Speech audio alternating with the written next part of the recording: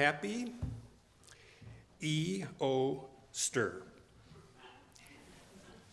Happy Easter. Easter.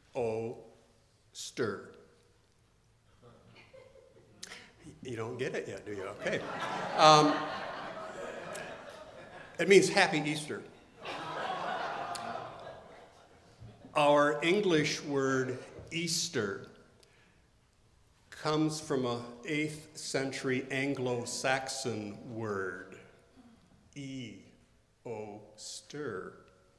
And that's spelled E-O, or I-E-S-T-R-E.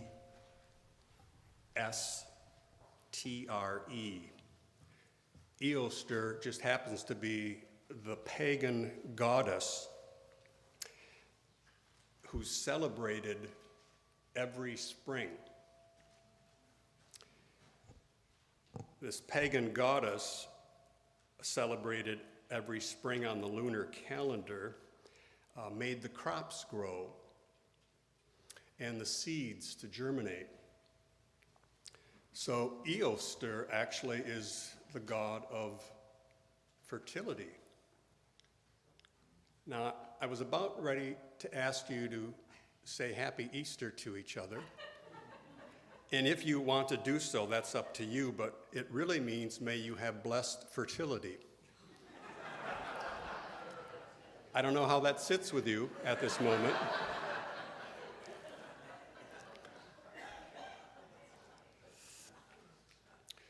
Thelma and Clarence were married for 50 years. And as far as Thelma was concerned, it was a miserable union. Clarence was a tyrant. He never said a kind word, never expressed a tender thought, never offered a compliment to his long-suffering spouse. And yet Thelma was hopeful, and she convinced Clarence that for their 50th wedding anniversary, they should take a trip to the Holy Land, to Jerusalem specifically, and walk where Jesus walked. It's a great trip.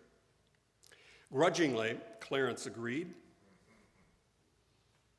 and they spent 2 weeks there, and not a moment went by when Clarence wasn't complaining about this and that, and treating Thelma no better than he did over the last 50 years. And a day before they were ready to return to the States, Clarence died. A massive heart attack. Thelma met with the proper authorities to make arrangements for getting her husband's body back home, and they sat with her patiently for a long time and then had to reveal to her that it would cost over $20,000 to get her husband's body back home. And she broke down and wept. I can't afford it. I have no way of scraping together that kind of money. And the authorities in Jerusalem talked about it some more amongst themselves, and they came back to Thelma and said, "You and your husband were of the Christian faith, yes?" "Oh, yes," Thelma said. "We attended the same church for 50 years, all of our married lives, and even though I had to drag my husband to church every Sunday and he complained the whole time and was miserable as he sat in the pew, and he hated every sermon and was awfully rude to everyone he met." And the authorities went on to say, "Well, just outside the city walls, we have a few available plots. And the good news for you, we know you don't have much money. The good news for you is that you can have a burial plot for your husband for just $25 instead of $20,000. And Thelma was just overcome with tears and so grateful for that offer. And she thought about it for a long time. Just $25, I could easily do that. And that's such a generous offer. And she thought about it some more and mulled it over. And then she finally said to the Jerusalem authorities, "I respectfully have to decline your offer, and I think I need to bring my husband's body back home." And she could see the confusion on their faces, and she went on to say, you need to know that 2,000 years ago in your city, a man was buried on the third day. And hold it. And quite honestly, I just can't take the chance that my conniving, cranky, good-for-nothing, ungrateful husband of 50 miserable years might just do the same. I cannot attest that that is a true story, but I can see where it might be the feeling of some widows or widowers.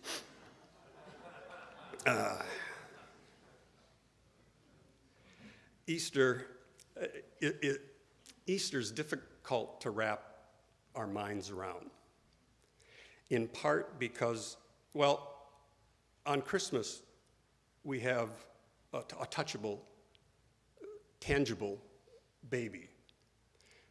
But on Easter, all there is an empty, vacant tomb.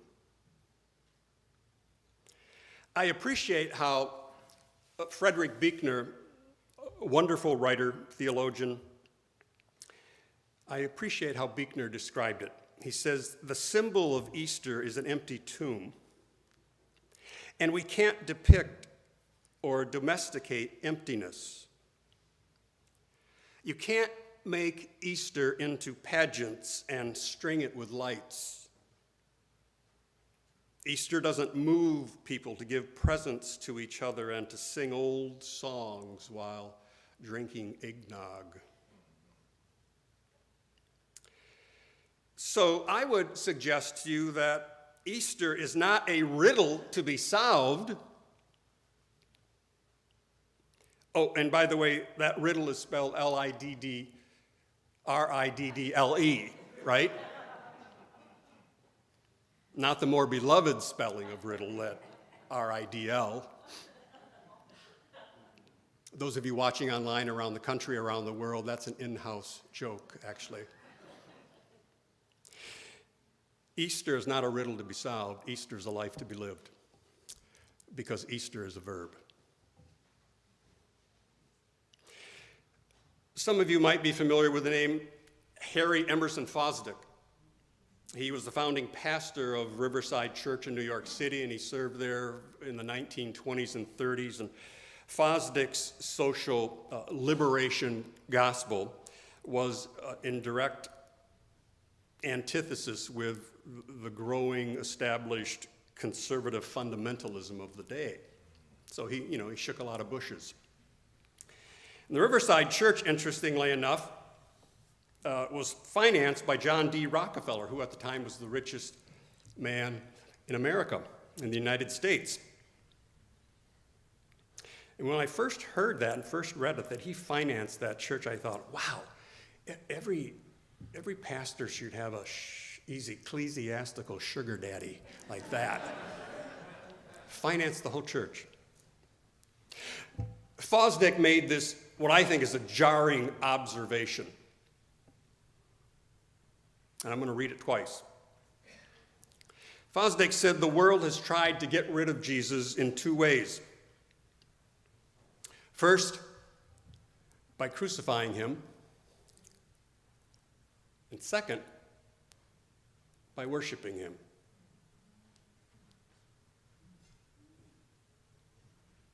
The world has tried to get rid of Jesus in two ways. First, by crucifying him. And second, by worshiping him. Jesus never asked, never insisted, never demanded, never wanted, never required that his disciples worship him. The invitation Jesus gave to his disciples was, follow me, follow me, follow me, follow me, follow me, follow me, follow me. So what does it mean to follow Jesus? What does following look like? I would suggest we shouldn't fixate on an empty tomb, but we should remember what Jesus did and what he said. We live out an Easter faith because Easter, I'm suggesting, is a verb. Follow me, says Jesus. Treat people in the manner you want to be treated. Take care of those who are hurting. Turn the other cheek. Love someone who doesn't deserve your love. Protect the vulnerable. Help the fallen to get up, and if they fall, help them again. That's what resurrection looks like. We make that happen. Easter is a verb. Follow me, says Jesus. Put to death those nasty grudges. If you've offended some, ask their forgiveness. Forgive each other 70 times 7, 490 times. Make it 491. Do something that won't compute. Love the world. Don't treat children as if they don't matter. Raise questions that have no easy answers or that don't have answers at all. That's what resurrection looks like. We make it happen. Easter is a verb. Follow me, says Jesus. If you really want your prayers to count, don't pray in public, Jesus says. Go in the quietness of your own room. If someone within your reach is hungry for food or for a listening ear, feed them without lecturing about pulling yourselves up by your own shoestrings. If some are thirsty, be a quenching presence in their lives. At the next traffic light, when it's red, put a few dollars into the dirty hands that are knocking on your driver's side window. That's what resurrection looks like. We make it happen. We eat and drink to make it happen again. Easter is a verb. Follow me, says Jesus. Put some faith in the 2 inches of humus that will build under the trees every 1,000 years. Welcome home all the prodigal daughters and prodigal sons who thought they could make it on their own but ended up a crappy mess. Go with the one you love and take time to lie down in the shade. Stand in the places of your holy convictions and keep standing there and stand some more. And even if you have to stand alone, that's what resurrection looks like. We make it happen. Easter is a verb. Follow me, says Jesus. Don't be so impressed by those who have more than you have. And if you have more than most people, then in God's name, I hope you go to the grave being known as the most generous person ever. Don't ever give up on those loving seeds you plant in people's lives, because you never know when those seeds will finally take root in the damp soil's darkness. Kindness is never a bad religion, no matter what name you have for God. That's what resurrection looks like. We make it happen. Easter is a verb. So let's celebrate Easter today, tomorrow, next week, for maybe even the rest of our lives. Take your lilies home. Replant them when the leaves drop. But remember, it's brutally honest to say this, as we celebrate Easter, we do so in a Good Friday world. I love the line the choir sang, "All is well." To some extent, all is well. It's a Good Friday world in our country right now, evidenced by mean-spirited deportations of a family man named Kilmar Abrego Garcia, for one, mistakenly deported and sent to a death row prison in El Salvador. Let's call it for what it is. It's Hitler-esque. And not even a Supreme Court ruling seems to make a difference to the one who can make a difference. Easter's a verb, so protest. Easter's a verb, so march. Easter's a verb, so write letters. Easter's a verb, make phone calls. Contribute to organizations that make a difference. Give to this body, this organization that does so much incredible goodness. And if you don't think that's important,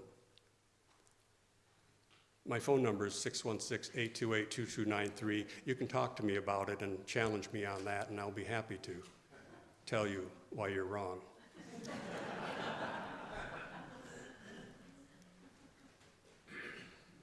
Easter living is not for the faint of heart. We need each other because this world needs more communities like the one packed in this sanctuary today. Easter's a verb.